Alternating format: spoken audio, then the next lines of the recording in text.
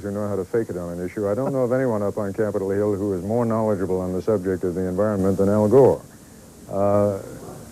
You have to take seriously what he said. Oh, look, I don't mean any disrespect to Senator Gore. I think that Senator Gore is a well-intentioned man and only is doing what he thinks best. And I think that the vast majority of people concerned about the environment would fall into that camp. But I think, Ted, that the environmental movement, as fueled by the militants who lead it, I think is the new home of socialism. I think it is, they've adopted a constituency here which can't speak, that is trees and rocks and so forth, and can't reject the so-called help and concern that the advocates are giving it. And it gives them a stage from which to constantly launch attacks at capitalism.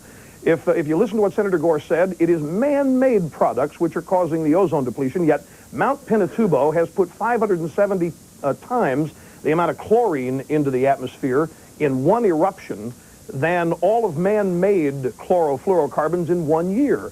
And the ultraviolet radiation measured on this country's surface since 1974 has shown no increase whatsoever. And if there's ozone depletion going on, you're going to have UV radiation levels going.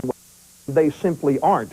The sun makes ozone, and there is an ozone hole in the Antarctic Circle and the Arctic Circle simply because the sun's below the horizon for a portion of the year. This is not a big mystery, and there are people who will tell you that, such as Dixie Lee Ray, the former president of the Atomic Energy Commission, the governor of the state of Washington, and a respected scientist. And she has her own book out called Trashing the Planet, which debunks a number of these myths.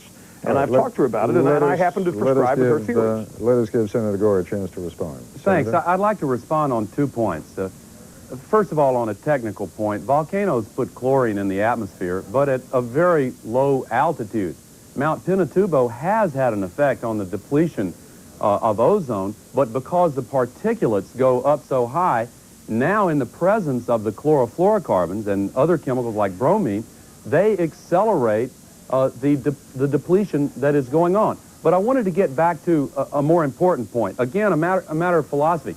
I think, Ted, that Rush sincerely believes that the global environmental crisis is kind of hyped and it's a fiction, hyped by some people who are using it as an excuse to expand the role of government or the state. No question about it. But let me respond, because I think it's ironic, Rush, that most environmentalists who have really studied these global issues point the finger of blame at centralized government power as much as at anything else. The worst problems have been caused by communist nations where the power of government is strongest, like in Eastern Europe. Senator, you're absolutely right, but you're one of the few voices saying that. Most of the fingers of blame are pointed at U.S. business, are pointed at evil corporate America, which doesn't care about the environment of the United States. Well, I argue that both capitalism and democracy and individual freedom have to be expanded around the world as preconditions and prerequisites for solving the global ecological crisis. We agree totally. Some businesses are now beginning to see the light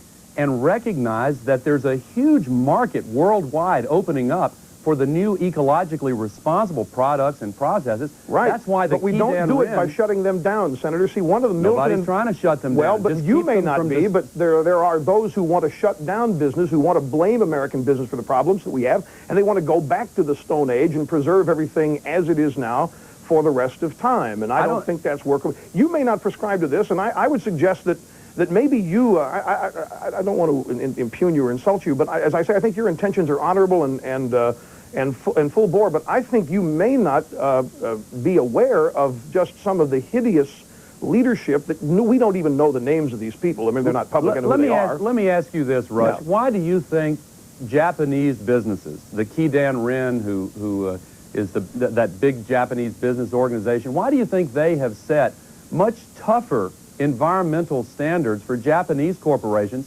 than are established in U.S. law? I don't know that they have. I don't think they're soft-headed on competition. But I think the reason is twofold. Number one, they see this new market opening up. Sure. Number two, they've discovered that waste in the form of pollution is also economic waste. And when they pay careful attention to eliminating the inefficiencies and the wasteful processes, their profits go up. And American companies that have sincerely undertaken the effort to be responsible towards the environment are discovering the same thing. Senator, I don't disagree with that at all in any way, shape, matter, or form, but you must understand that there are those who seek to blame American business for causing these problems.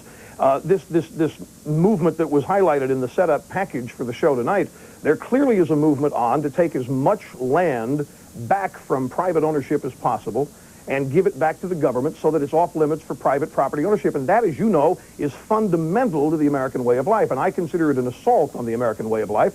I think that setup piece was brilliantly put together, and it's about time that kind of thing was exposed, because the other side, quite frankly, has had its way with a willing media. Well, actually, you've just confirmed my worst fears, because I saw Al Gore wincing throughout the setup piece. So well, it was good. I'll tell you what, gentlemen, we're down to about our last 45 seconds. So a closing thought then from you, Senator Gore. We've just heard from Rush Limbaugh.